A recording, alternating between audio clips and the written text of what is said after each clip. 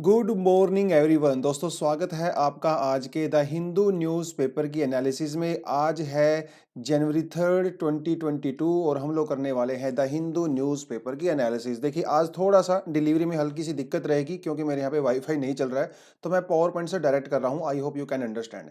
एक बार देख लेते हैं हम लोग कौन कौन से टॉपिक करने वाले हैं। पेज नंबर साइड में दिए हुए हैं हमेशा की तरह। पहला जो टॉपिक हम लोग करेंगे दोस्तों वो करेंगे EWS कोटा के बारे में, जो नीट पीजी के एग्जाम में दिया जा रहा था और काफी समय से होल्ड पे था क्योंकि सुप्रीम कोर्ट ने उसको होल्ड पे रखा हुआ था, तो उसके बारे में बात करेंगे। फाइनली सरकार का यहाँ पे जवाब आ चुका है। दूसरा जो न्यूज पढ़ने वाले हैं that is going to be about the termination of the pregnancy. तो थोड़ा सा इंडिया में जो प्रेगनेंसी के रिगार्डिंग या अबॉर्शन के रिगार्डिंग जो कानून है उसके बारे में बात करेंगे, तो जीएस पेपर 3 से इसको हम लोग कवर कर सकते हैं। अगला जो टॉपिक रहेगा that is from the ecology and environment section, जहां पे केरला के अंदर वेस्टर्न घाट्स में हम लोगों ने 2 नए प्लांट्स को डिस्कवर किया है, उसके बारे में भी जानेंगे। अगली जो न्यूज रहने वाली है that is going to be about the elections which are going to be conducted and in 5 states. तो इस बहुत सारे लोग जो है इलेक्शन कमीशन को बार बार बोल रहे हैं कि सर इलेक्शन डिले कर दीजिए, डिले कर दीजिए, तो उसी के बारे में हम लोग ये न्यूज़ पढ़ेंगे। फाइनली ऐसा डिसाइड हो चुका है that elections can not be delayed और वो अपने टाइम पे ही कंडक्ट होंगे, तो थोड़ा सा इसके बारे में जानेंगे। ये रिपोर्टेड एक्चुअली जो न्यूज़ है ना वो थोड़ी सी रिपीटेड है, पहले हम इसको कर चुके हैं, लेकिन कोई बात नहीं। Revision is the key to the success, है ना, इसीलिए आपके बहाने से रिवीजन हो जाएगा। और जो एस्पिरेंट हमारे चैनल पे पहली बार आए हैं उनके लिए जो है नया टॉपिक हो जाएगा, पुराने वालों के लिए रिवीजन हो जाएगा। राइट, चलिए आगे बढ़ते हैं। अगले जो टॉपिक करने वाले हैं that is going to be about the editorial और ये रहेगा क्रिप्टो करेंसी के बारे में। हालांकि ये टॉपिक रिपीटेड है लेकिन यहाँ पे कई डायमेंशन जो है वो न्यू है। मैंने भी उन डायमेंशन को पहली बार इस तरह से देखा तो पढ़ के मुझे मजा आया, 2-3 बार इसको पढ़ा समझने में, तब जाके इसको पढ़ा। थोड़ा सा टफ हो सकता है आपके लिए अगर इकोनॉमी में आपको इंटरेस्ट नहीं है, लेकिन चैलेंज तो भैया चैलेंज है, इकोनॉमी को आप इग्नोर नहीं कर सकते, तो इसीलिए थोड़ा सा अपने आप को दिमाग को थोड़ा चैलेंज करेंगे तो दिमाग खुलेगा। तो इसको थोड़ा सा हम लोग करने की कोशिश करेंगे, टफ रहेगा लेकिन कोशिश करूंगा आपको थोड़ा सा इजी लैंग्वेज में समझाने का। अगला जो रहेगा that is going to be about the Oxfam India. वैसे भी बहुत ज्यादा न्यूज में रहता ही है और दोबारा से न्यूज में है क्योंकि सरकार ने ऑक्सफैम इंडिया के अकाउंट्स को फ्रीज कर दिया है और ऑक्सफैम इंडिया अभी कोई भी फॉरेन फंडिंग नहीं ले सकता अकॉर्डिंग टू FCRA एक्ट। काफ़ी ज़्यादा न्यूज़ में है आजकल क्योंकि कई सारे एनजीओज़ की फंडिंग रुक चुकी है इसकी वजह से, जिसमें सबसे बड़ा नाम आता है मिशनरी ऑफ चैरिटी जो कि मदर टेरेसा ने एस्टेब्लिश किया था, तो वो भी न्यूज़ में हम लोग कर चुके हैं। इसलिए आज मैं थोड़ा सा आपको ऑक्सफैम इंडिया के बारे में बताऊंगा और कुछ एडिशनल टॉपिक भी आज हमारे पास है। तो मंडे का दिन है, खूब सारे टॉपिक हमारे पास हैं। करते हैं आज के न्यूज़पेपर की शुरुआत, चलिए जी। तो पहली न्यूज़ है वही कोटा के बारे में आपको बताया। देखिए कोटा के बारे में हल्का सा अगर आपको मैं बैकग्राउंड देना चाहूँ तो आपको मैं इस तरह से दे सकता हूँ। देखिए अगर आप ओबीसी कोटा से बिलोंग करते हो, ठीक है, और अगर आपको रिजर्वेशन लेनी है तो भैया आपको क्रीमी लेयर से बाहर होना पड़ेगा। लेकिन अगर आप क्रीमी लेयर के अंदर आते हो तो आपको ओबीसी के अंदर कोटा नहीं मिलेगा, ये सबको पता है। राइट, रिजर्वेशन इंडिया में कौन से कॉन्स्टिट्यूशन के कौन से आर्टिकल में दिया जाता है, मैंने ये पिछली क्लास में भी पूछा था। कुछ बच्चों ने आर्टिकल 14 बोला, कुछ ने 15 बोला, कुछ ने 16 बोला, लेकिन आज मैं आपसे इसका स्पेसिफिक क्वेश्चन पूछूंगा। आप ये बताओ स्पेसिफिकली कौन से आर्टिकल में है। देखिए 15 के अंदर भी कई सारे क्लोज है ना, 1 2 3 4, इसी तरह से 16 के अंदर भी है 1 2 3 4। तो आज ना थोड़ा स्पेसिफिक होके बताना कि रिजर्वेशन कौन से आर्टिकल के कौन से क्लोज में दिया हुआ है। थोड़ा सा लक्ष्मीकांत खोलोगे तो समझ में आ जाएगा। खैर, तो अगर आप क्रीमी लेयर में तो ओबीसी का कोटा आपको नहीं मिलेगा, लेकिन क्रीमी लेयर होने के लिए आपके पास कुछ कंडीशंस होती हैं। अगर आपकी सालाना जो आय है वो 8 लाख रुपए से ऊपर होती है, इसका मतलब आप क्रीमी लेयर के अंदर में आते हो and you can not avail the benefits of reservation. अब देखिए ये तो हो गया ओबीसी के बारे में। एक सरकार ने जो है एक और कोटा दिया है, जिसे 2019 में सरकार ने एक कोटा दिया जिसको जो है 103 मतलब 103 कॉन्स्टिट्यूशनल अमेंडमेंट के तहत ईडब्ल्यूएस यानी कि इकोनॉमिकली वीकर सेक्शन को भी 10% का कोटा दे दिया गया है जो कि जनरल कैटेगरी से बिलोंग करते हैं। मतलब अगर आप जनरल कैटेगरी से स्वर्ण कैटेगरी से बिलोंग करते हैं और आप इकोनॉमिकली वीकर सेक्शन से बिलोंग करते हो, देखिए स्वर्ण कैटेगरी में ऐसा थोड़ी ना कि सभी के सभी बहुत अमीर होते हैं, है ना, तो उसमें जो गरीब तबका होता है स्वर्ण कैटेगरी में उनको भी 10% का कोटा दे दिया गया। पहले सुप्रीम कोर्ट ने क्या बोला था, एक लक्ष्मण रेखा तय करी थी ना कि 50% से ज्यादा रिजर्वेशन नहीं हो सकता किसी भी केस में। तो सरकार ने अभी 50% के रिजर्वेशन की कैटेगरी को, मतलब उसको थ्रेशोल्ड को ब्रेक कर दिया है और ये पहुंच गया है 60% तक, यानी कि 27% आपका हो गया ओबीसी कोटा, है ना? उसके अलावा 15% और 7.5% हो गया आपका एससी और एसटी कोटा और 10% आपका चला गया कौन-सा? ये ईडब्ल्यूएस कोटा। हालाँकि ये मामला अभी सुप्रीम कोर्ट में चल रहा है, सब देखेंगे क्या होगा। तो ये जो स्वर्ण कैटेगरी को 10% का जो कोटा दिया गया था नीट पीजी वाले एग्ज़ाम में, देखिए नीट के 2 एग्ज़ाम होते हैं ना, एक नीट के लिए एग्ज़ाम होता है जो अंडर ग्रेजुएट कोर्सेज़ के लिए होता है। दूसरा जो नीट का एग्ज़ाम होता है वो पोस्ट ग्रेजुएशन के लिए होता है, मतलब किसी को अगर एमबीबीएस के बाद फर्दर कोर्सेज़ करने होते हैं उनके लिए होता है। तो वहाँ पे सरकार ने जो ये ईडब्ल्यूएस कोटा के लिए जो द 10% का कोटा दिया था, उनके लिए पैसा रखा था कितना 8 लाख रुपए की लिमिट रखी थी। अब यही 8 लाख रुपए की लिमिट ओबीसी के कोटा में होती है क्रीमी लेयर में। यही 8 लाख की उन्होंने जो है लिमिट कहाँ पे रख दी? ईडब्ल्यूएस में रख दी। अब कुछ बच्चे जो है वो सुप्रीम कोर्ट में चले गए। उन्होंने कहा सर ये तो नाइंसाफी है। आप ओबीसी वालों को स्वर्ण कैटेगरी से कैसे इक्वेट कर सकते हो? दोनों की कंडीशन अलग-अलग होती है ना।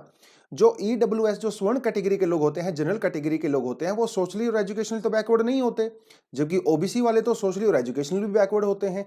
तो इसीलिए जब 2 लोग बराबर नहीं हैं, 2 ग्रुप्स बराबर नहीं हैं, तो आप दोनों के लिए 8 लाख रुपए का कोटा कैसे रख सकते हो? अब ये मामला गया है सुप्रीम कोर्ट में। सुप्रीम कोर्ट को जो है यहाँ पे थोड़ा-सा इसके अंदर जब ऑब्जर्व किया तो उन्होंने सरकार से क्वेश्चन पूछा। उन्होंने कहा भैया आप जो है ये बताइए कि आपने जो है 8 लाख रुपए की लिमिट किस बेसिस पे रखी है? कौन-सी स्टडी आपने की है वो सारा मामला। सेंटर जो है कुछ भी जवाब नहीं दे पाया, तो वो चली गई काउंसलिंग होल्ड पे। तो अभी जो है नीट पीजी की काउंसलिंग होल्ड पे गई हुई है, अभी तक कंडक्ट नहीं हुई है। इसीलिए आपको पता होगा बहुत सारे डॉक्टर्स जो हैं वो सड़कों के ऊपर आ गए थे और उन्होंने ओबीसी जो सॉरी ओपीसी कह रहा हूँ, जो ओपीडी है वहाँ पे भी बंद हो गया था, हॉस्पिटल्स में दिक्कत आ गई थी। सरकार ने फाइनली अपना जवाब सुप्रीम कोर्ट में अभी दे दिया है कई हफ्ते के बाद और सरकार ने कहा है कि भैया जो 8 लाख रुपए की जो कीमत है, ये जो मतलब जो इनकम है ये बिल्कुल सही है। हम इसको नीट पीजी वाले में भी कंडक्ट कर सकते हैं। सरकार ने पूछा अच्छा ये तो तुम पहले भी बता सकते थे, इतना लेट क्यों आए हो? तो सुप्रीम कोर्ट को उन्होंने जवाब दिया देखिए सर, जो ओबीसी के लिए जो 8 लाख का क्राइटेरिया होता है, वो बिल्कुल अलग होता है। जो ईडब्ल्यूएस के लिए हम लोगों ने 8 लाख का क्राइटेरिया रखा हुआ है, वो बिल्कुल अलग है। दोनों में फ़र्क है। हालाँकि दोनों का जो नंबर है वो सेम है, लेकिन दोनों में डिफरेंस है। सुप्रीम कोर्ट ने पूछा अच्छा बताओ भैया कैसे डिफरेंस है? तो उन्होंने बताया कि देखो, डिफरेंस मैं बताता हूँ कैसे है। जो ओबीसी के अंदर जो क्रीमी लेयर होती है ना, उसके अंदर हम लोग क्या करते हैं, जो सैलरी से इनकम होती है, मतलब अगर आप जॉब पे होते हो या जो आपकी एग्रीकल्चर इनकम होती है या फिर जो आपके ट्रेडिशनल आर्टिसंस, मतलब अगर आप कुछ खानदानी अगर काम करते हो, प्रोफेशनल्स हो, कोई पेंटर हो या कुछ भी हो, उसकी कीमत को एक्सक्लूड करते हैं। लेकिन जो ईडब्ल्यूएस कोटा के अंदर हम लोगों ने 8 लाख की लिमिट रखी है, उसमें हम लोगों ने सब सोर्सेज को इंक्लूड किया है। इवन फार्मिंग वाली इनकम को भी इंक्लूड किया है। लेकिन ओडब्ल्यूएस क्रीमी वाले में फार्मिंग इनकम इंक्लूड नहीं होती है। इसीलिए ये दोनों में फर्क है। दोबारा से रिपीट कर देता हूं कि ओबीसी क्रीमी लेयर के अंदर जो सैलरी से इनकम होती है, जो एग्रीकल्चर इनकम होती है और जो ट्रेडिशनल, जो अगर आप पेंटर वगैरह होते हो, आर्टिस्ट होते हो, वो इनकम एक्सक्लूड होती है। लेकिन ईडब्ल्यूएस में वो इनकम भी इंक्लूड होती है। इसीलिए ओबीएस की 8 लाख की लिमिट को और जनरल कैटेगरी की 8 लाख की लिमिट को आप बराबर नहीं रख सकते। इसीलिए सरकार ने सुप्रीम कोर्ट में कहा कि भैया ये जो 8 लाख की लिमिट है इसको फाइनल कर दीजिए, ये बिल्कुल सही है, करेक्ट है, लॉक कर दीजिए और जो है नीट पीजी की काउंसलिंग को स्टार्ट कर दीजिए ताकि जो जिनको पोस्ट ग्रेजुएशन करना है वो लोग अपना प्रॉपर तरीके से एडमिशन ले सके, पढ़ाई कर सकें और डॉक्टरी वाला काम कर सके। तो ये पूरे का पूरा मामला यहाँ पे था। खैर सुप्रीम कोर्ट ने अभी इसमें क्या जवाब देंगी वो थोड़ा सा अभी देखने लायक रहेगा। लेकिन देखो यार, हम लोग इतना मेहनत करके एग्ज़ाम देते हैं, है ना? इतने साल से तैयारी करते हैं, उम्मीद रखते हैं कि किसी अच्छे कॉलेज में हमारा एडमिशन हो जाएगा और उसके बावजूद भी अगर इन छोटी-छोटी चीज़ों की वजह से अगर काउंसलिंग रुक जाती है, तो बच्चे का तो फ्यूचर पूरा अंधेरे में चला जाता है ना? क्वेश्चन मार्क चला जाता है, काउंसलिंग होगी कि नहीं होगी, वो सारी की सारी बकवास बातें। और हमारे यहाँ पे वेरी वेल स्टेट पीसीएस वगैरह के एग्ज़ाम में कितनी लीकेज होती है, क्वेश्चंस कितने खराब आते हैं ना, गलत आते हैं। एक आपको थोड़ा मैं फ़नी इंसिडेंट बताता हूँ, हालाँकि यहाँ से रिलेटेड नहीं है। कुछ समय पहले मैं अरुणाचल प्रदेश में कुछ टीचिंग करने गया था, तो वहाँ के बच्चों ने मुझे बताया कि सर अरुणाचल पीसीएस में पाकिस्तान पीसीएस से जो है बहुत सारे क्वेश्चन पूछे गए थे। मेरे ख्याल से 21-22 क्वेश्चन जो है वो डायरेक्टली पाकिस्तान पीसीएस से पूछे गए थे। तो यार ये हमारे यहाँ पे एजुकेशन सिस्टम का और पेपर सेटिंग का इतना ज़्यादा खराब सिस्टम है ना, तो मतलब स्टूडेंट के साथ बेसिकली खिलवाड़ ही होता है फ्यूचर में, है ना? खैर, अगर आप सब तो गवर्नमेंट एग्जाम की तैयारी कर ही रहे हो, तो आप तो इस चीज़ से गुजर रहे हो, आप अच्छे से समझ सकते हो। अगली जो न्यूज़ आती है दोस्तों, वो आती है दिल्ली हाई कोर्ट से, लेकिन उससे पहले थोड़ा-सा मैं आपको कानून समझा देता हूँ। देखिए, वैसे तो ये कानून बहुत पुराना है, जैसे कि आप इस पिक्चर में भी देख सकते हो, आगे वाला में हाँ, इसमें। देखिए, इंडिया में जो है जो हमारे पास एमटीपी यानी कि medical termination of pregnancy act है, ठीक है। ये एक्ट ओरिजिनली जो है 1971 में आया था, लेकिन बाद में से कुछ अमेंडमेंट हुए और जो लेटेस्ट अमेंडमेंट हुआ वो हुआ 2021 के अंदर। तो ये जो टर्मिनेंसी ऑफ प्रेगनेंसी है, ये बेसिकली बात करता है कि जब एक वीमेन जब वो प्रेग्नेंट होती है वो तो कब तक जो है वो अपनी प्रेगनेंसी को टर्मिनेट करवा सकती है, मतलब अबॉर्शन आप कह सकते हो। तो अगर 12 वीक हैं, ठीक है, अगर 12 वीक की प्रेगनेंसी है तो पहले वाले एक्ट के तहत एक डॉक्टर की एडवाइस लेनी पड़ती थी और वो प्रेग्नेंट और टर्मिनेशन हो जाता था। देखिए डॉक्टर, अगर माँ हेल्दी है, अगर बच्चा हेल्दी है, उस केस में नहीं होता ये। जब अगर बच्चे को खतरा होता है या माँ को खतरा होता है या फिर बच्चे को कोई ऐसी बीमारी होती है जो फ्यूचर में अगर वो पैदा होगा तो कंटिन्यू हो सकती है, उस तरह के केसेस की मैं बात कर रहा हूँ। अगर प्रेगनेंसी 12 से लेके 20 हफ्ते तक की है तो उसमें 2 डॉक्टर्स की एडवाइस की रिक्वायरमेंट पड़ती है दोनों कानून में। लेकिन अगर 20 से 25 हफ्ते की प्रेगनेंसी है तो 1971 के तहत किसी भी तरह की टर्मिनेशन अलाउड नहीं है।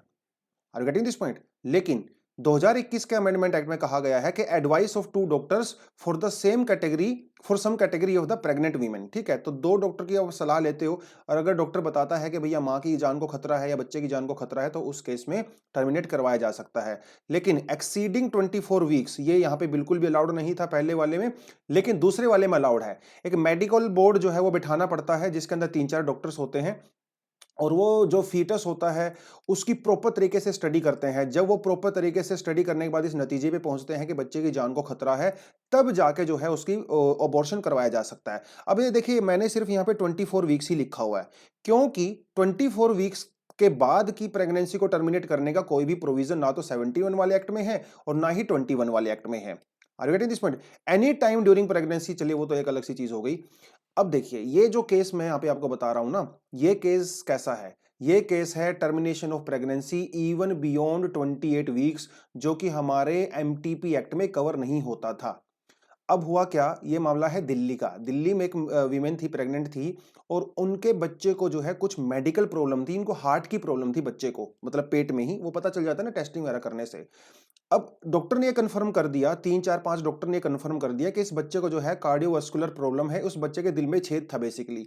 और अगर ये बच्चा पैदा होगा तो इसको टाइम टू टाइम सर्जरी की रिक्वायरमेंट पड़ेगी और ये बच्चा बहुत समय तक सर्वाइव भी नहीं कर पाएगा। ऐसा डॉक्टर्स ने अपनी रिपोर्ट में बताया। अब देखिए बच्चा तो मान लो पैदा हो गया तो कल को समस्या भी होंगी।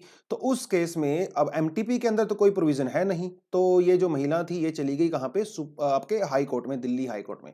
तो दिल्ली हाई कोर्ट ने पहले तो कानून को पढ़ा, उसने बोला ऐसा तो यहाँ पे कुछ है नहीं, लेकिन जब बार बार अपील की गई और वकीलों वगैरह ने अपनी दलीलें दी तो और वो सारी जो मेडिकल रिपोर्ट वगैरह थी वहां पे डाली, तो फाइनली दिल्ली हाई कोर्ट ने कहा है कि इस स्पेशल केस में 28 वीक्स वाले बच्चे की भी जो है प्रेगनेंट, उसको भी अबॉर्ट कराया जा सकता है, प्रेगनेंसी को टर्मिनेट करवाया जा सकता है। तो ये बहुत ही ज्यादा एक स्पेशल केस यहाँ पे आया है, उसी को लेकर थोड़ा सा मैंने आपको बताया था। अगर इस तरह का देखिए, पहले भी आपका एग्जाम में कितनी बार मैं बता चुका हूं कि जो वीमेन इश्यूज होते हैं, ओल्ड एज इश्यूज होते हैं, है ना, ये आपके एग्जाम में बहुत इंपॉर्टेंट होते हैं। चाहे वो प्रेगनेंसी को लेके हो, चाहे वो सरोगेसी को लेके हो, चाहे वो वीमेन की हेल्थ को लेके हो, बहुत इंपॉर्टेंट टॉपिक्स होते हैं आपके एग्जाम के परस्पेक्टिव से। खासकर मेंस के लिए, प्रीलिम्स में तो इतना ज्यादा इंपॉर्टेंट नहीं होता ये, मेंस में बहुत इंपॉर्टेंट होता है और इंटरव्यू में भी आपसे बहुत बार क्वेश्चन पूछे जाते हैं। अगर आपका स्पेशली सोशियोलॉजी बैकग्राउंड है, अगर हिस्ट्री बैकग्राउंड है तो ये चीजें हैं थोड़ा सा, तो इसीलिए आप जो है इस टॉपिक, इसको जो है एज एन एग्जाम्पल अपने एग्जाम में डेफिनेटली लिख सकते हो, ठीक है। तो सिर्फ उसके लिए मैंने आपको ये करवाया था,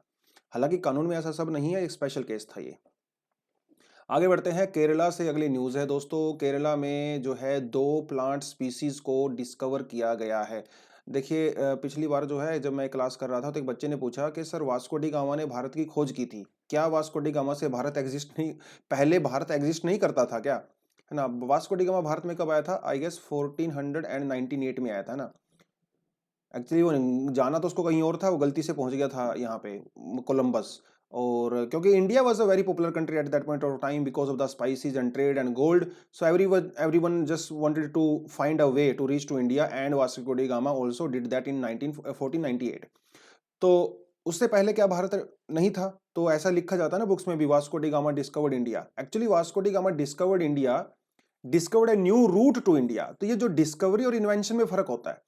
डिस्कवरी का मतलब होता है कोई चीज पहले से ही एग्जिस्ट करती है और आप उसकी कुछ नई प्रॉपर्टी वगैरह खोज लेते हो। इन्वेंशन का मतलब होता है जब आप किसी चीज को स्क्रैच से खोजते हो। तो ये जो लिखा है ना, 2 plant species discovered in Kerala, discovery का मतलब ये है कि ये लोग पहले से एग्जिस्ट करते थे, हमें नहीं पता था, तो अभी हम लोगों ने पता कर लिया। तो 2 प्लांट्स को हम लोगों ने बेसिकली यहाँ पे डिस्कवर किया है। एक प्लांट का नाम है, देख सकते हो, फिम्ब्रिस्टिल सुनीली, ठीक है, फिम्ब्रिस्टिल सुनीली। तो ये सुनील जी थे, एक वहाँ पे केरला में ही, वहाँ के जो आईसीएस मेरे ख्याल से जो डिपार्टमेंट है उसके हेड हुआ करते थे, सीईओ, उनके नाम पे रखा गया है, तो उनको ये डेडिकेट किया है। और एक है नीनोटिस परम्बुली, तो ये जो प्रभु जी थे, ये जो है लखनऊ के जो आईसीएमआर के जो हेड हुआ करते थे, तो उनको डेडिकेट किया गया है, तो उनके नाम पे ये रखा है ना। हम भी जिंदगी में कुछ ऐसा काम करके जाएंगे, हमारे नाम पे कुछ ना कुछ रखा जाए, किसी चौक का नाम कुछ ना कुछ, है ना, आप भी करिए। खैर, तो इनको जो है खोज लिया गया है केरला के अंदर, वेस्टर्न घाट्स के अंदर, ठीक है। जो ये परम्बुली जी हैं, परम्बुली जी कह रहा हूँ, जो परम्बुली जो प्लांट है, ये 70 सेंटीमीटर तक का लंबा हो सकता है, और फ्लावरिंग प्लांट है, पिंक कलर का होता है। तो ये एग्जाम वगैरह में हल्का फुल्का अगर पूछ लिया तो, ऐसे चांसेस तो काफी कम है, but you very well know कि यूपीएससी कुछ भी पूछ सकता है भैया, अनएक्सपेक्टेड है। बट हाँ, इसके बहाने जो है हम कुछ केरला के जो है टाइगर रिजर्व वगैरह देख लेते हैं। केरला में जो है पेरियार टाइगर रिजर्व है, और जो है प्रम्बाकुलम टाइगर रिजर्व, ये 2 टाइगर रिजर्व केरला में पाए जाते हैं, बहुत फेमस हैं। परियार वाला तो कुछ ज्यादा ही फेमस है, क्योंकि परियार को लेके अभी थोड़ा सा न्यूज में भी था। परियार के ऊपर जो है एक बहुत ही फेमस डैम बना हुआ है। फेमस इसलिए है क्योंकि काफी हिस्टोरिकल भी है, और तमिलनाडु के साथ जो है लगातार जो है केरला का झगड़ा भी चलता है उसको लेके। उस डैम का नाम क्या है अगर आप बता दोगे तो बात का मजा ही आ जाएगा। मुझे क्योंकि प्रॉपरली याद है, पहले हम उसके बारे में अच्छा खासा कर चुके हैं, और आजकल सुप्रीम कोर्ट में भी वो केस गया हुआ है, और बहुत ज्यादा न्यूज में भी है। और वो डैम पेरियार के ऊपर ही बना हुआ है, तो इसीलिए आप पेरियार के बारे में मुझे बताओगे। पेरियार एक्चुअली एक रिवर है वहां पे, ठीक है, केरला की जो है लॉन्गेस्ट रिवर भी है पेरियार रिवर। तो पेरियार टाइगर रिजर्व है, उसके अलावा कुछ नेशनल पार्क्स भी हैं वहाँ पे, Eravikulam national park, Periyar national park, silent valley national park, ठीक है, माथी-केटन, अन्नामुडी शोला नेशनल पार्क, और जो है पम्बादुम शोला नेशनल पार्क। मैंने कहा आपके लिए एक्स्ट्रा डायग्राम यहाँ पे डाल दिया है, आपका मन करे तो आप इसको भी पढ़ सकते हो, ठीक है। तो यहाँ पे जो है जो आपके प्रोटेक्टेड एरियाज हैं उनकी लिस्ट है, और यहाँ पे जो है उनकी लोकेशंस हैं, आप उसको भी क्लियरली देख सकते हो। चलिए जी, छोटी सी न्यूज़ थी, ज़्यादा कुछ था नहीं इसमें। आगे बढ़ते हैं। फेयर एंड सेफ किसके बारे में बात कर रहा है? वो बात कर रहा है इलेक्शंस के बारे में। देखिए, अभी जो है 5 स्टेट में इलेक्शन होने वाले हैं, राइट, जिसमें से सबसे बड़ा जो है यूपी आ गया आपका, उत्तराखंड, पंजाब वगैरह। 5 स्टेट में इलेक्शन, मणिपुर और गोवा में इलेक्शंस होने वाले हैं। तो बहुत सारे लोग जो है इलेक्शन कमीशन को बोल रहे हैं, मैं ट्विटर वगैरह पे देखता रहता हूँ, बहुत सारे लोग लगातार आवाज उठाते हैं फेसबुक पे, है ना, कि इलेक्शन कमीशन को बार बार बोल रहे हैं कि भैया इलेक्शन को डिले कर दीजिए। लेकिन इलेक्शन कमीशन की अपनी मजबूरियां है ना, कानून के तहत ही चलना पड़ेगा, उससे बाहर तो अब नहीं जा सकते। थोड़े समय पहले इलाहाबाद हाई कोर्ट ने भी सुप्रीम कोर्ट को रिक्वेस्ट किया था कि अगर हो सके तो इलेक्शन का डिले कर दीजिए, लेकिन ऐसा होगा नहीं, क्योंकि इलेक्शन कमीशन ऑफ इंडिया ने जो है इन स्टेट्स का दौरा किया, और दौरा करने के बाद ये पाया कि भैया इलेक्शन तो करवा के ही रहेंगे, और सभी पार्टी के साथ मीटिंग किया, तो सभी पॉलिटिकल पार्टीज ने इस बात पे सहमति जताई है कि इलेक्शन नहीं रुकना चाहिए, इलेक्शन होना चाहिए, ठीक है। देखिए, आप यहाँ पे एक चीज को समझिए, अभी तक इलेक्शंस की डेट को डिक्लेयर नहीं किया गया है, और जब तक इलेक्शंस की डेट को डिक्लेयर नहीं किया जाता तो इलेक्शन कमीशन कुछ भी काम नहीं कर सकता।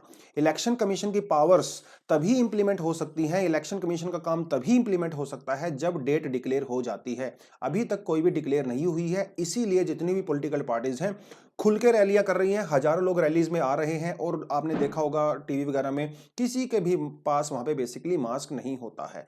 लेकिन एक बार जब इलेक्शन कमीशन अगर डिक्लेयर कर देता है, तो उसके बाद इलेक्शन कमीशन वहां पे कोविड एप्रोप्रिएट बिहेवियर को जो है वो लागू कर सकता है। मतलब सबके पास मास्क होने चाहिए, वो सारी सारी चीजें, क्योंकि तब मॉडल कोड ऑफ कंडक्ट लग जाता है ना, मॉडल कोड ऑफ कंडक्ट लग जाता है। तो वो चाहे वो मास्क को लेके हो, चाहे वो नंबर ऑफ पीपल को लेके हो जो रैलीज के अंदर आते हैं, चाहे वो रोड शो वगैरह कराए जाते हैं, सोशल डिस्टेंसिंग वगैरह होते हैं, तो इलेक्शन कमीशन का कहना है कि भैया थोड़ा सा वेट कर लीजिए, अभी जो रैलियां हो रही हैं वो जैसे हो रही हैं उसको तो हम कुछ कर नहीं सकते, लेकिन एक बार हम लोगों ने इलेक्शन डिक्लेयर कर दिया तो हम जो है हरकत में आ जाएंगे, और हम यहाँ पे कार्रवाई करना शुरू करेंगे।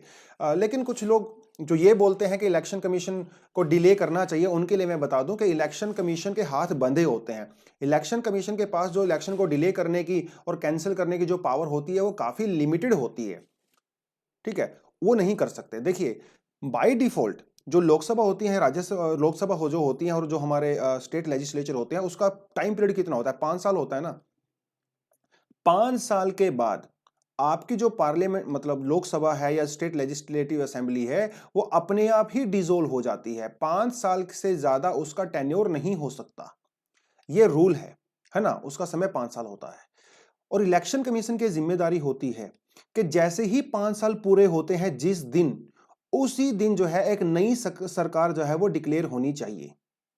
इसका मतलब यह है कि जब 5 साल पूरे होने वाले होते हैं, इलेक्शन कमीशन जो है 6 महीने पहले ही इलेक्शन की तैयारियां शुरू कर देता है। तो उस 6 महीने में इलेक्शंस वगैरह कंडक्ट करवाए जाते हैं, उनकी काउंटिंग वगैरह की जाती है, मेजॉरिटी माइनॉरिटी जो भी करना होता है, वो सब होने के बाद 5 साल जैसे ही पूरे होते हैं तो नई सरकार को डिक्लेयर कर दिया जाता है। तो ये पूरा प्रोसीजर चलता है। एक दिन भी जो है वो 5 साल से ज्यादा एक्सटेंड नहीं हो सकता इलेक्शन कमीशन की कमी की वजह से। अब आप ये बोलोगे सर जरूरी थोड़ी है कि सरकार 5 साल टिकती है। बहुत बार सरकार 5 साल टिकती भी नहीं है। अटल बिहारी वाजपेयी की सरकार सिर्फ 13 दिन टिकी थी और ऐसा तो होता ही रहता है। उस केस में भी मान लो कोई सरकार जो है वो 5 साल से पहले ही डिसॉल्व हो गई किसी भी रीजन की वजह से, उस केस में उस डिसोल्यूशन के बाद जो 6 महीने होते हैं, उन 6 महीने में इलेक्शन कंडक्ट कराना मैंडेटरी होता है for election commission. This is a constitutional mandatory provisions.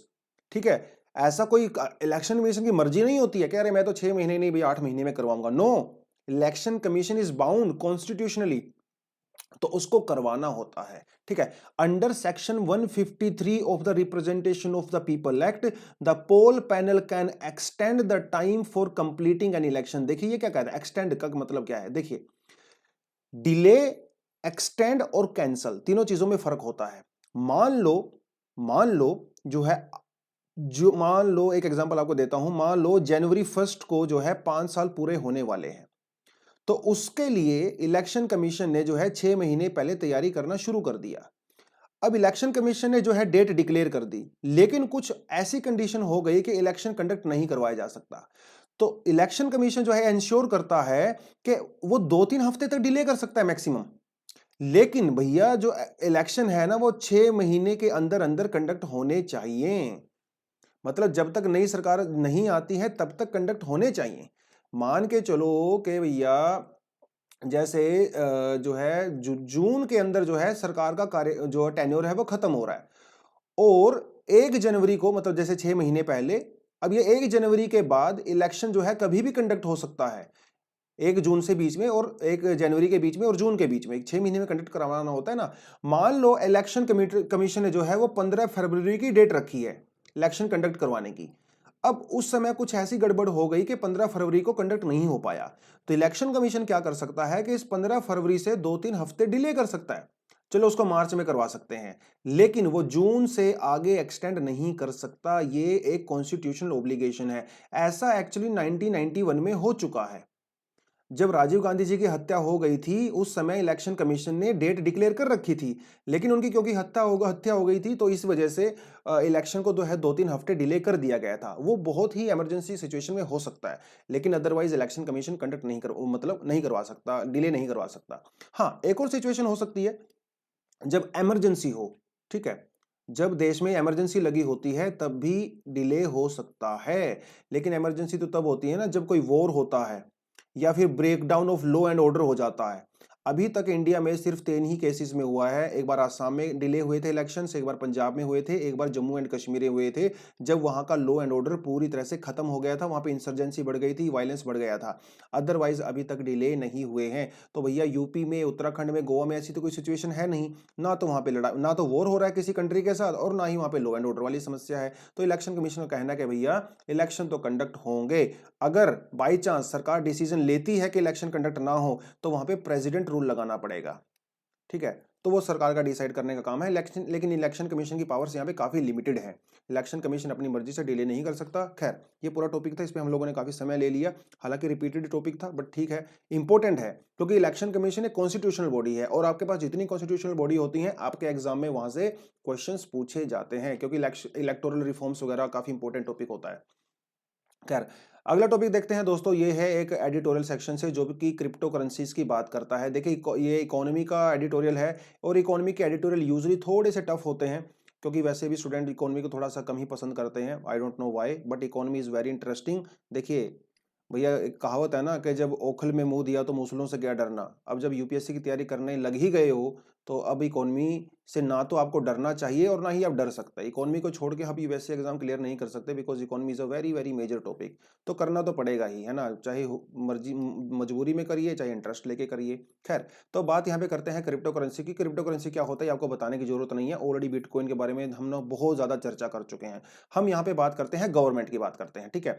अब क्रिप्टो करेंसी को लेकर ना गवर्नमेंट काफी कंफ्यूजन में है, ठीक है। क्रिप्टो करेंसी को अलाउ करें कि ना करें, हालांकि चाइना ने तो क्रिप्टो करेंसी को बैन कर दिया है, लेकिन इंडिया में थोड़ा सा यहाँ पे कंफ्यूजन है। क्रिप्टो करेंसी को लेकर सरकार का ये कुछ मानना है कि क्रिप्टो करेंसी है वो है डेंजरस है। क्रिप्टो करेंसी से कुछ ऐसी ट्रांजैक्शंस होती हैं जो इनविजिबल होती हैं। क्रिप्टो करेंसी के थ्रू जो है वो क्राइम किया जा सकता है डार्क वेब वगैरह के through and all that. Terrorism activity को फंडिंग वगैरह करने का जो है क्रिप्टो करेंसी का यूज हो सकता है। मनी लॉन्ड्रिंग में क्रिप्टो करेंसी का यूज हो सकता है। टैक्स इवेजन में क्रिप्टो करेंसी का यूज हो सकता है, ऐसा सरकार का मानना है। इसलिए सरकार कहती है कि भैया क्रिप्टो करेंसी डेंजरस है, इसलिए हम क्रिप्टो करेंसी को खुल के अलाउ नहीं कर सकते। दूसरी तरफ इंडिया में बहुत सारे प्लेटफॉर्म ऐसे हैं जहां पे लोग क्रिप्टो करेंसी के अंदर इन्वेस्ट कर रहे हैं और बहुत सारे लोगों ने अपना लाखों करोड़ रुपए क्रिप्टो करेंसी के अंदर लगा भी रखा है। बहुत सारी एडवर्टीजमेंट भी आती है आजकल टेलीविजन में, अमिताभ बच्चन, रणबीर कपूर, आयुष्मान खुराना, बहुत सारे लोग यू देखते होंगे, ऐड करते होंगे। तो सरकार जो है उसको पूरी तरह से बैन भी नहीं कर सकती क्योंकि बहुत सारे इन्वेस्टर्स का पैसा वहां पे डूब जाएगा। तो सरकार जो है यहाँ पे इस समय एक डायलेमा में है, ठीक है। और अगर क्रिप्टो करेंसी को सरकार पूरी तरह से अलाउ करती है तो भैया आरबीआई का क्या होगा? क्योंकि क्रिप्टो करेंसी को तो एक ये तो क्रिप्टो करेंसी तो एक डीरेगुलेटेड करेंसी होती है ना, तो क्योंकि कोई भी सेंट्रल बैंक इसको इशू करता नहीं है। पब्लिक करेंसी है बेसिकली, मतलब प्राइवेट करेंसी है एक तरह से। तो आरबीआई का क्या होगा, जो हमारी मॉनेटरी पॉलिसी होती है उसका क्या होगा अगर क्रिप्टो करेंसी को पूरी तरह से अलाउ करेंगे? तो ना तो हम पूरी तरह से अलाउ कर सकते, ना ही हम पूरी तरह से बैन कर सकते, क्योंकि क्रिप्टो करेंसी के बहुत सारे फायदे भी हैं, सरकार को वो भी देखना है। तो एक तरफ कुआं है एक तरफ खाई है, तो वो हो गई सरकार यहाँ पे थोड़ी सी कंफ्यूज। तो काफी ज्यादा विचार विमर्श के बाद सरकार ने अलग अलग लोगों से बात करने के बाद ये डिसीजन लिया कि हम लोग क्रिप्टो करेंसी को क्या करेंगे, भैया क्रिप्टो करेंसी को हम लोग बैन करेंगे, ठीक है।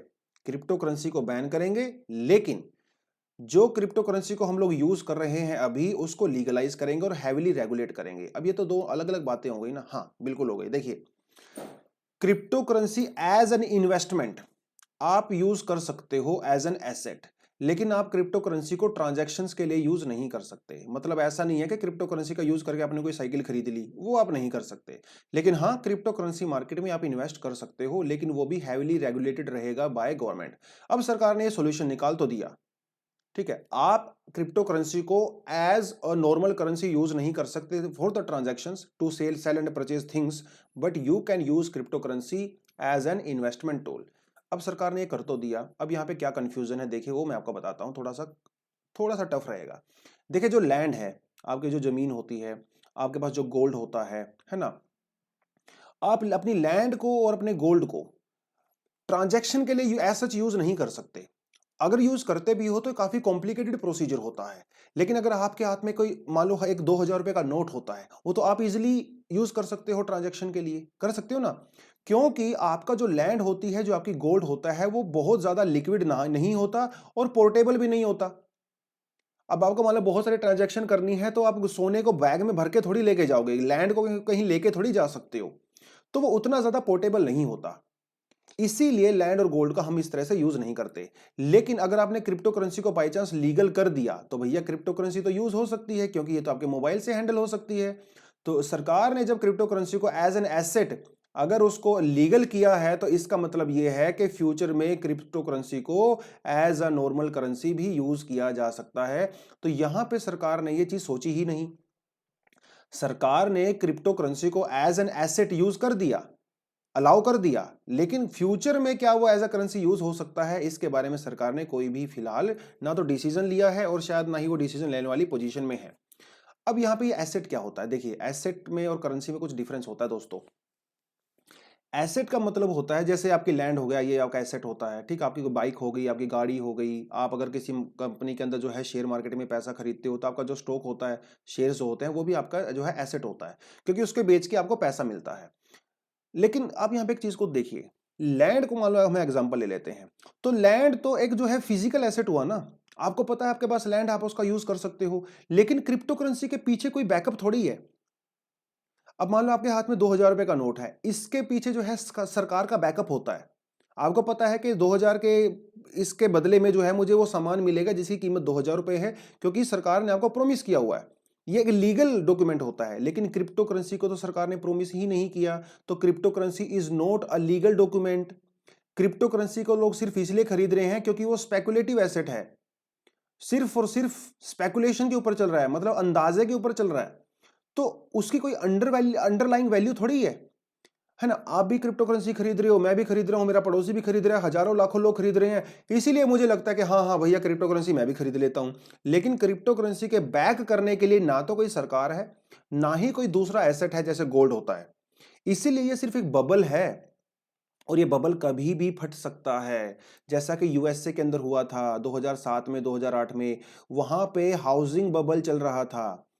लोग लोन तो ले रहे थे, लेकिन उस लोन को बैक करने के लिए कुछ था ही नहीं, तो एक बबल था। अगर सरकार क्रिप्टो करेंसी के अंदर इन्वेस्टमेंट को अलाउ करती है, तो ये भी सरकार क्या करती है, बबल को सहारा दे रही है। और बबल तो कभी भी फूट सकता है ना, ये तो गुब्बारा होता है ना, ये तो एक बबला होता है, कभी भी फूट सकता है। तो यहां पे सरकार जो है थोड़ा सा बैकफुट पे है। अगर सरकार अलाउ करे तो कुआं है, अगर सरकार अलाउ ना करे तो खाई है। अगर सरकार इन्वेस्टमेंट को बंद करेगी तो बहुत सारे इन्वेस्टर बोलेंगे सर हमने तो पैसा लगा दिया, आपने पहले क्यों नहीं हमें रोका। अगर सरकार इसको अलाउ करती है तो बबल हो सकता है और बहुत सारे इन्वेस्टर का पैसा भी डूब सकता है। अभी तमिलनाडु का एक केस आया था, वहां के एक प्रोफेसर थे किसी यूनिवर्सिटी के अंदर, और उन्होंने अपना जो है 45 लाख रुपीस क्रिप्टो करेंसी के अंदर इन्वेस्ट कर दिया था, दोस्तों से उधार वगैरह लेके। लेकिन भैया क्रिप्टो करेंसी तो एक बबल है, उनका बेचारे का सारा पैसा डूब गया और उन्होंने फाइनली सुसाइड कर लिया। तो इस तरह की सिचुएशन जो है आपको सोचना पड़ेगा, है ना। उसके अलावा क्या है, बहुत सारे बेनिफिट भी हैं, जैसे ब्लॉकचेन टेक्नोलॉजी हमारे पास है, प्रो फ्यूचर टेक्नोलॉजी हमारे पास है, तो सरकार जो है बहुत सारे चीज़ों की वजह से जो है क्रिप्टो करेंसी का एक्चुअली पॉजिटिव यूज भी कर सकती है। तो ये सोचना पड़ेगा। आप जो है कमेंट सेक्शन में ये बताइए कि आपको क्या लगता है, क्रिप्टो करेंसी को यूज करना चाहिए कि नहीं करना चाहिए, क्योंकि क्रिप्टो करेंसी जो है पब्लिक करेंसी नहीं है। जैसा हमारा 2000 रुपए का नोट होता है, ये एक प्राइवेट करेंसी होती है, तो कोई भी इसको रेगुलेट करता नहीं है, कहाँ से आ रही है, कहाँ जा रही है, कौन पैसा डाल रहा है, कौन पैसा नहीं डाल रहा है, सरकार को बहुत ज़्यादा जानकारी इसमें होती नहीं है। तो सरकार को जो है इस मामले में थोड़ा सा और काम करने की यहाँ पे ज़रूरत है। ठीक है, चलिए अगली जो न्यूज़ देते हैं दोस्तों, वो आती है ऑक्सफैम से। ऑक्सफैम जो है वो एक एनजीओ है, ब्रिटेन बेस्ड है। एक 19 ऑक्सफैम वैसे तो 1942 में एस्टेब्लिश हो गया था, सेकेंड वर्ल्ड वॉर के दौरान, लेकिन जो ऑक्सफैम इंटरनेशनल है, इसकी जो स्थापना हुई थी वो हुई थी 1995 में। नैरोबी में जो है इसका सेक्रेटेरिएट है, आप थोड़ा देख लेना। जो अभी जो है ऑक्सफैम थोड़ा सा न्यूज में है, क्योंकि FCRA foreign contribution regulation act के तहत ऑक्सफैम की फंडिंग को रोक दिया है, तो ऑक्सफैम किसी भी फॉरेन फंडिंग को नहीं ले सकता।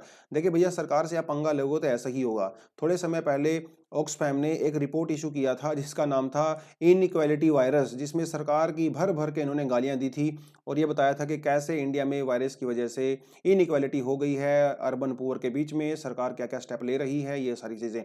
तो सरकार से जो है पंगा इन्होंने लिया, तो एफसीआरए के तहत जो है अभी इनको ब्लॉक कर दिया है। डेफिनेटली सरकार फ्यूचर में इसको अलाउ तो करेगी, लेकिन फिलहाल सरकार ने तो दिखा दिया है कि हु इज़ द बॉस। तो थोड़ा सा आपको ऑक्सफैम के बारे में थोड़ा पता होना चाहिए। इसका एम क्या होता है, इसका एम होता है कि दुनिया से पॉवर्टी को कम करना है, और जो इनजस्टिस होता है, बेसिकली ह्यूमन राइट जो वायलेशंस होते हैं, उसके लिए काम करता है, और बहुत ज़्यादा कंट्रोवर्सी में भी रहता है ऑक्सफैम। तो यही थी आज की न्यूज़। उसके अलावा कुछ एडिशनल आर्टिकल भी आपके पास हैं, जैसे आप ये कर सकते हो, ये वाले एडिशनल आर्टिकल्स कर सकते हो। उस आसाम में जो है काजीरंगा जो है कॉरिडोर थोड़ा सा न्यूज़ में है, क्योंकि वहाँ पे कुछ कंस्ट्रक्शन एक्टिविटी होने वाली है, वो भी आप देख सकते हो।